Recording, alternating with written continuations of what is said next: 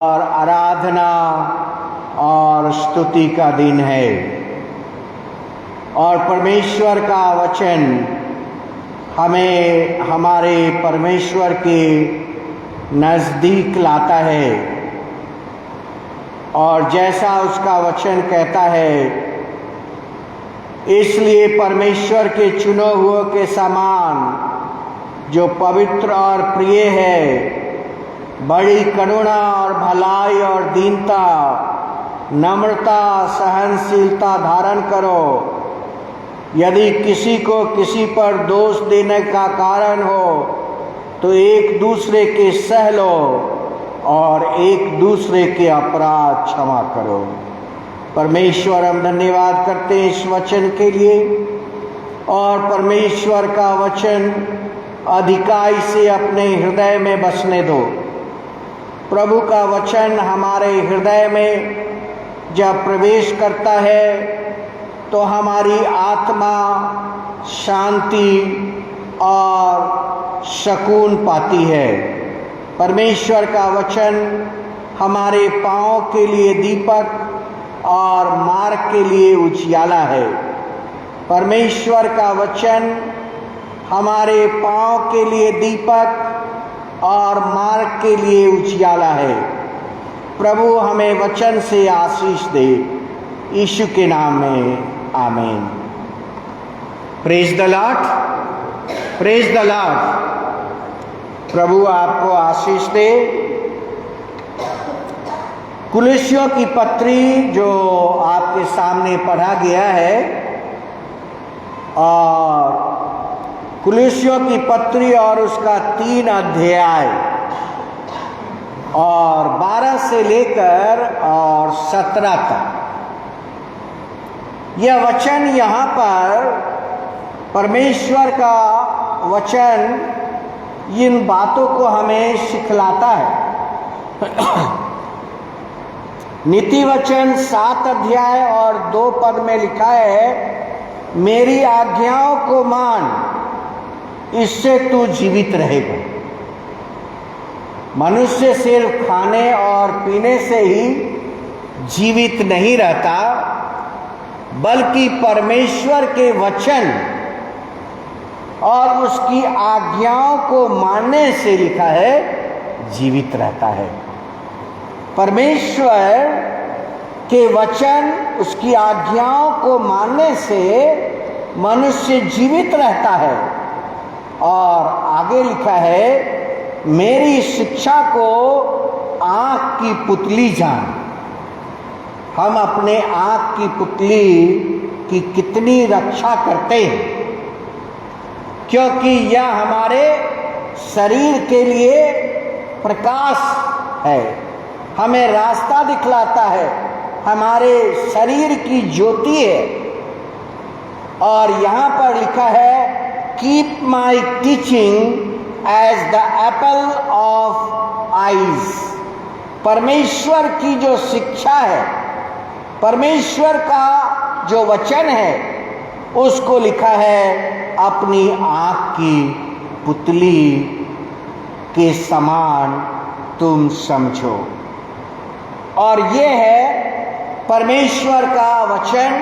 कुलुस्सियों 3 अध्याय 16 पद, मसीह के वचन को अपने हृदय में अधिकाई से बसने दो और सिद्ध ज्ञान सहित एक दूसरे को सिखाओ और चिताओ, और अपने मन में अनुग्रह के साथ परमेश्वर के लिए भजन और स्तुति गान और आत्मिक गीत गाओ।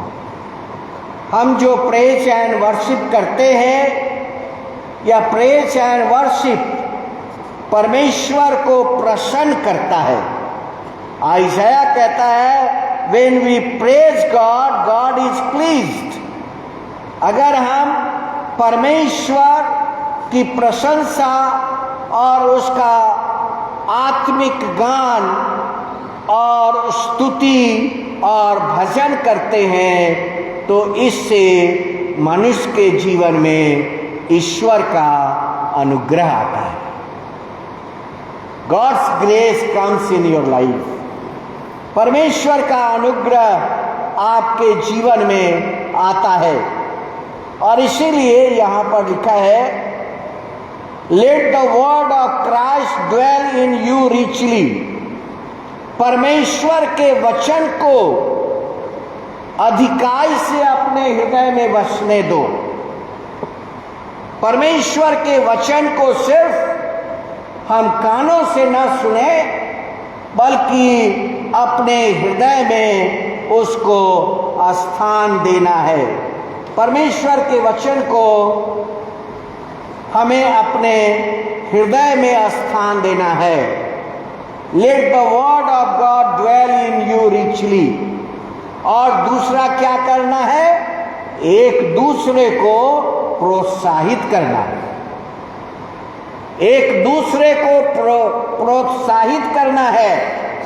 और पहला कुरिन्थियों और उसका 15 अध्याय, पहला कुरिन्थियों और उसका 15 अध्याय अगर हम निकालेंगे तो वहां पर 57 वर्स 5-7 और वहां पर लिखा है, परंतु परमेश्वर का धन्यवाद हो जो हमारे प्रभु यीशु मसीह के द्वारा हमें जयवंत करता है। Thanks to be God who gives us the victory through our Lord Jesus Christ. परंतु परमेश्वर का धन्यवाद हो जो हमारे प्रभु यीशु मसीह के द्वारा हमें जयवंत करता है। इस संसार के अंदर विजय प्रभु यीशु मसीह के द्वारा हमारे जीवन में प्राप्त होता है। 1 Corinthians chapter 15 and verse 57 और 58 में क्या लिखा हुआ है? इसलिए हे मेरे प्रिय भाइयों, दृढ़ और अटल रहो और प्रभु के काम में सर्वदा बढ़ते जाओ, क्योंकि यह जानते हो कि तुम्हारा परिश्रम प्रभु में व्यर्थ नहीं जाता। आप जो कुछ भी ईश्वर में करते हैं, अगर गीत की किताब भी अगर उठाकर बेंच पर रखते हैं तो पहला कुरिन्थियों 15 अध्याय 58, मसीह में जो परिश्रम करता है वह कभी व्यर्थ नहीं जाता है।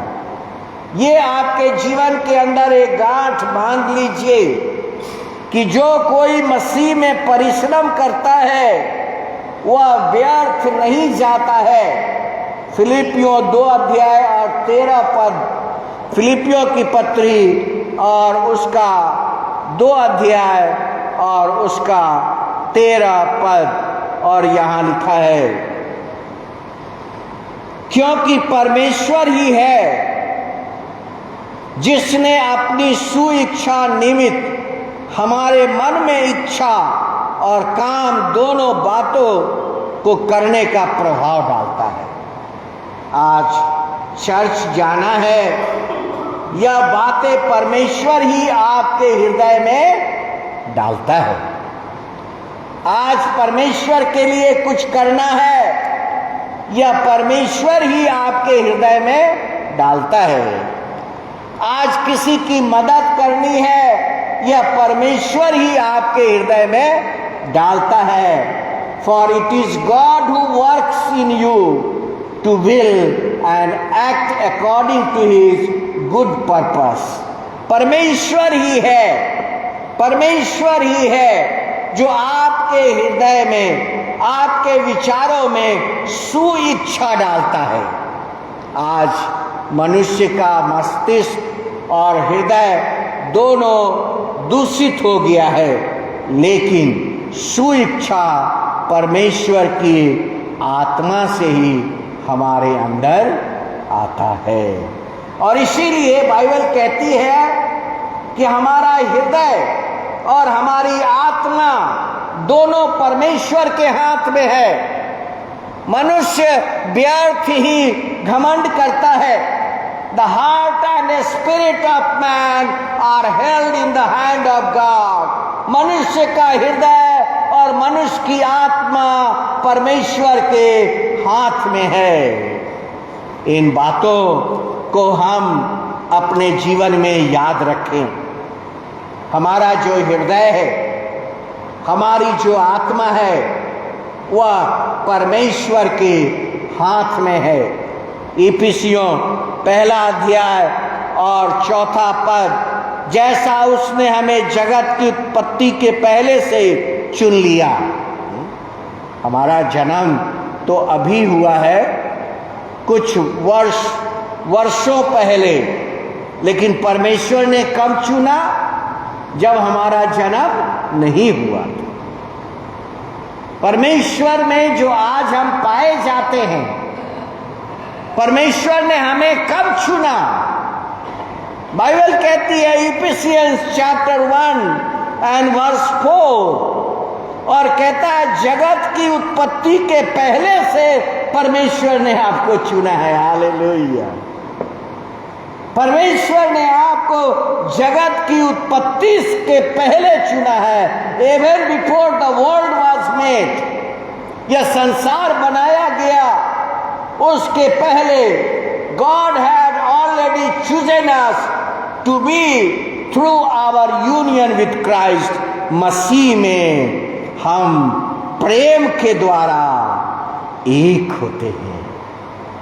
मसीह में प्रेम के द्वारा हमें एक होते हैं। और यहां लिखा है उसके निकट प्रेम पवित्र और निर्दोष हो। सो प्रिय भाइयों बहनों, हमारे जीवन के लिए यह संदेश है। याद रखिए, आपका हृदय और आपकी आत्मा परमेश्वर के हाथ में है। परमेश्वर के हाथ में है। रोमियो और उसका 8 अध्याय, रोमन्स चैप्टर 8, रोमियो 8 अध्याय और उसका 28 पद, हम जानते हैं कि जो लोग परमेश्वर से प्रेम रखते हैं उनके लिए सब बातें मिलकर भलाई को उत्पन्न करती हैं। आप दूसरे को भला नहीं कर सकते तो दूसरे के लिए बुरा करने का भी अधिकार हमें नहीं। अगर दूसरे के लिए भलाई नहीं कर सकते तो हमें दूसरे के लिए बुरा करने का भी अधिकार नहीं है। और इसीलिए बाइबल के अंदर लिखा हुआ है और यहाँ पर 28 पद में लिखा है, जो लोग ईश्वर से प्रेम रखते हैं, जो कोई भी ईश्वर से प्रेम रखते हैं, उनकी जिंदगी में भलाई आती है। हे मेरे मन, यहोवा को धन्य कर और उसके किसी उपकार को न भूलना। परमेश्वर कितनी बार हमें आशीष देता है, भलाई हमारे लिए करता है, और मनुष्य कितनी बार उसे भूल जाता है। फिलिपियों 4 अध्याय 13 पद में लिखा है, जो मुझे सामर्थ्य देता है उसमें मैं सब कुछ कर सकता हूँ। और जो हमें सामर्थ्य देता है उसमें मैं सब कुछ कर सकता हूँ। सो जो वचन आपके सामने पढ़ा गया और वह है कुलुस्सियों 3 अध्याय और 16 पद, मसीह के वचन को अपने हृदय में अधिकाई से बसने दो। ईश्वर का वचन को मस्तिष्क में नहीं, विचारों में नहीं, आत्मा में बसने की आवश्यकता है। रोमन्स चैप्टर 8 एंड वर्स 16, आत्मा आप ही हमारी आत्मा के साथ यह गवाही देता है कि हम परमेश्वर की संतान हैं। We are the children of God. हम परमेश्वर की संतान है। और यहाँ पर जो आपने अभी देखा कि संसार के उत्पत्ति के पहले परमेश्वर ने हमें और आपको चुन लिया है।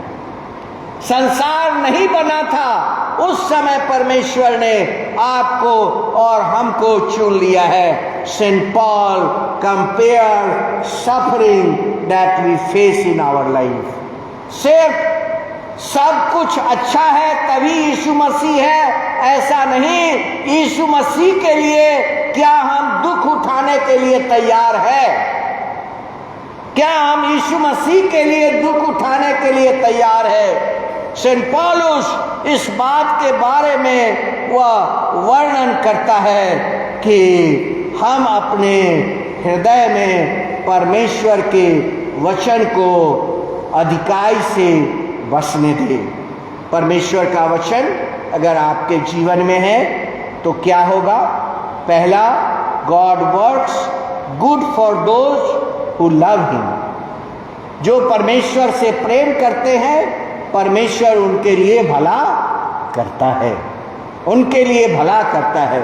और दूसरा है, God works for those who are called according to his purpose. परमेश्वर ने हमें अपने कार्य के लिए बुलाया है। परमेश्वर ने आपको और हमको अपने कार्य के लिए बुलाया है। मैंने पहले आपसे कहा, याद रखिए आपका हृदय और आत्मा ईश्वर के हाथ में है। Your heart and spirit is in hand of God. नीति वचन 20 अध्याय 27 पद, the spirit of a man is a lamp in the Lord. मनुष्य की आत्मा यहोवा का दीपक है। और आगे कहता है, तू ही हमारे दीपक को जलाता है। Who light your candle? आप सोचते हैं आप दीपक को जलाते हैं? Who light the candle? परमेश्वर का वचन कहता है, तू ही हमारे दीपक को जलाता है। दीपक का अर्थ ये नहीं कि सचमुच में एक बर्तन है, एक पॉट है या एक कैंडल है। बाइबल के अंदर लिखा है, मनुष्य की आत्मा यहोवा का दीपक है। कहाँ लिखा है? नीति वचन 20 अध्याय 27 पद, मनुष्य की आत्मा यहोवा का दीपक है। वह मन की सब बातों को खोज करता है।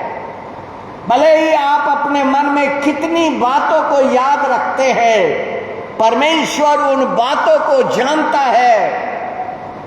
नीति वचन 21 अध्याय प्रोवर्ब 21 एंड वर्स 1। और देखिए, हम सोचते हैं कि हम जो परिवार के हेड हैं, हम अपना निर्णय परिवार के सदस्यों के लिए करते हैं। जो राजा है वो अपनी प्रजा के लिए निर्णय करता है। जो अधिकारी है वो अपने पद पर बैठकर दूसरे का निर्णय करता है। लेकिन नीति वचन 21 अध्याय और पहले पद में लिखा है, राजा का मन किसके हाथ में है? साधारण मनुष्य को तो छोड़ दीजिए। प्रोवर्ब चैप्टर 21 एंड वर्स 1, राजा का मन परमेश्वर के हाथ में है।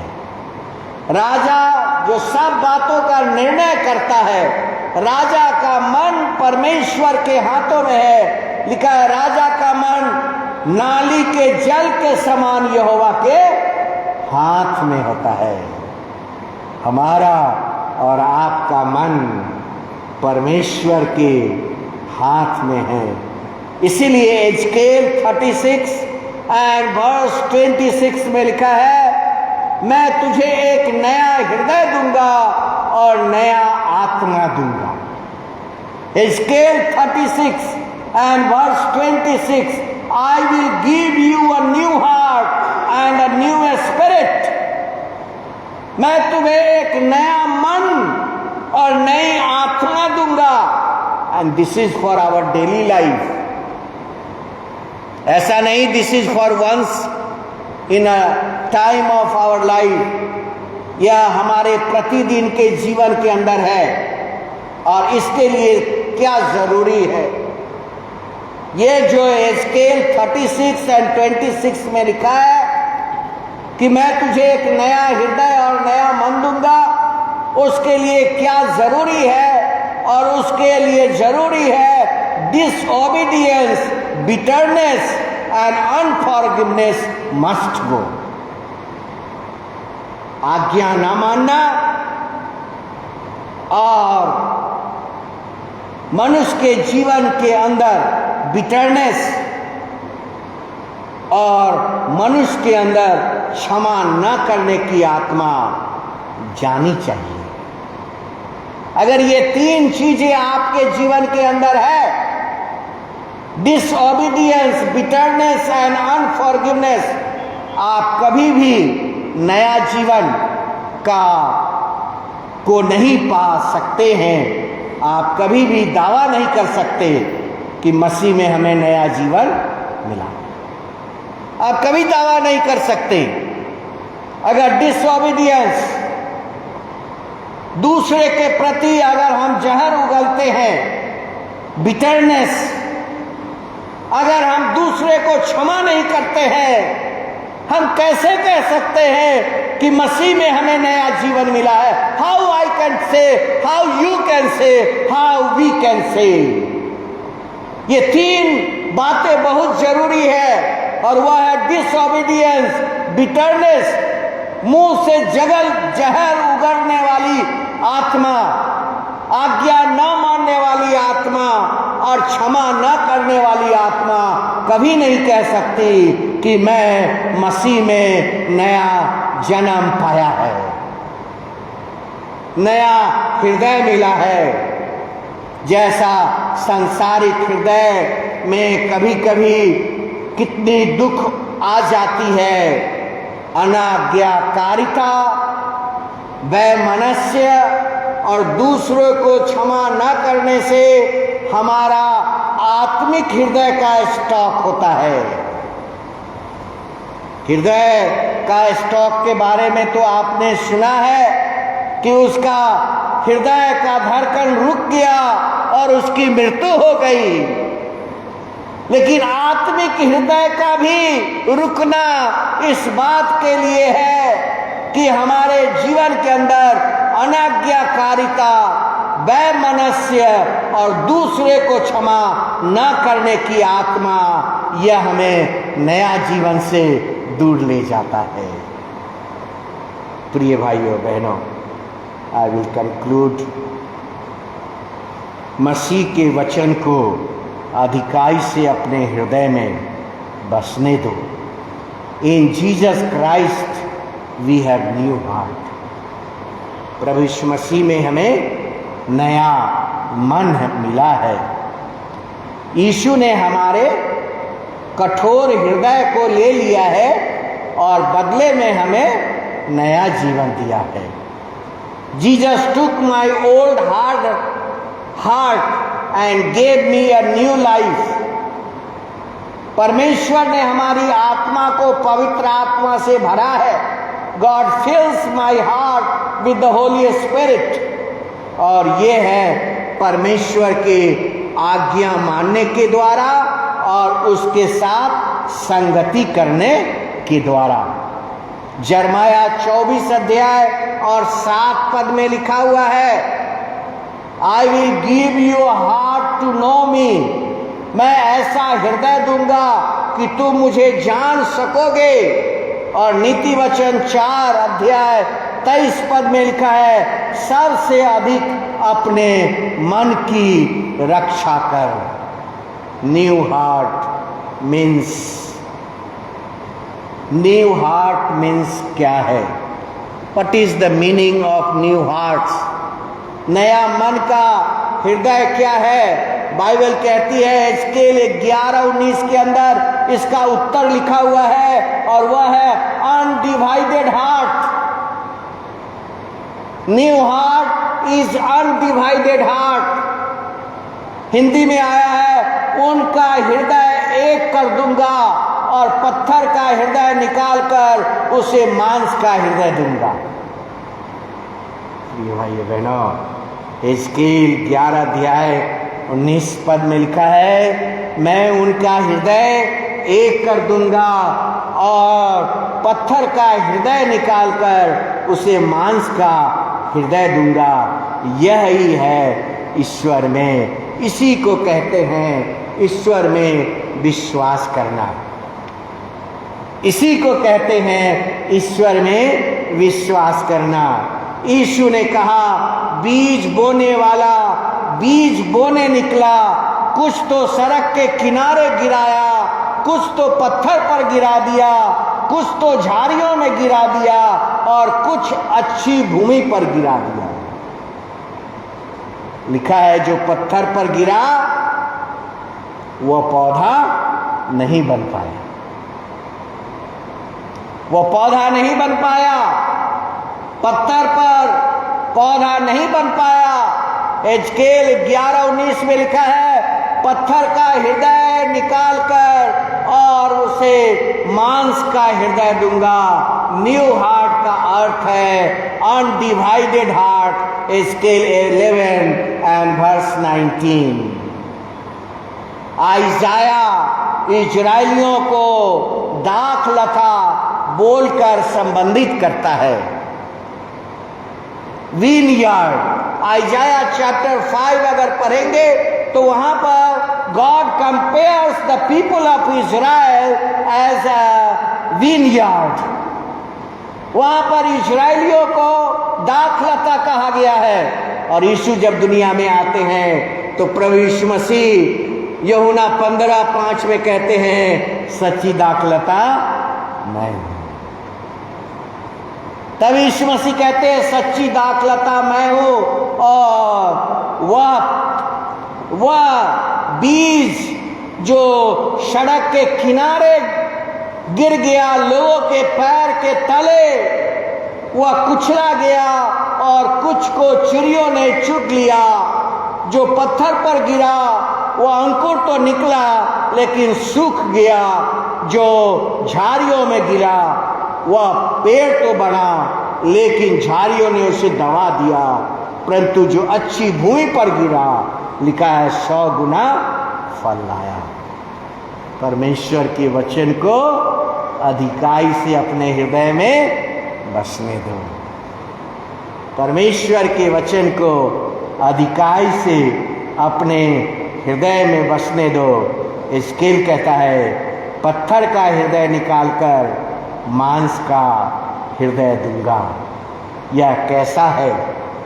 यह कैसा है? यह है आत्मिक मृत्यु और आत्मिक जीवन। यह कैसा है?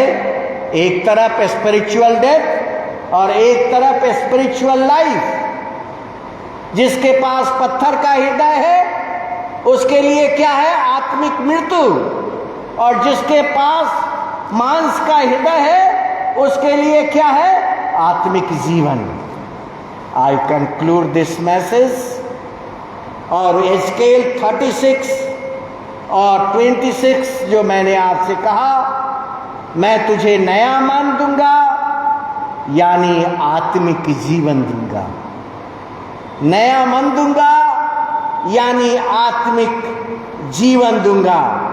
और इब्रानियों 8:10 में मैं अपनी व्यवस्था उनके मन में डालूंगा।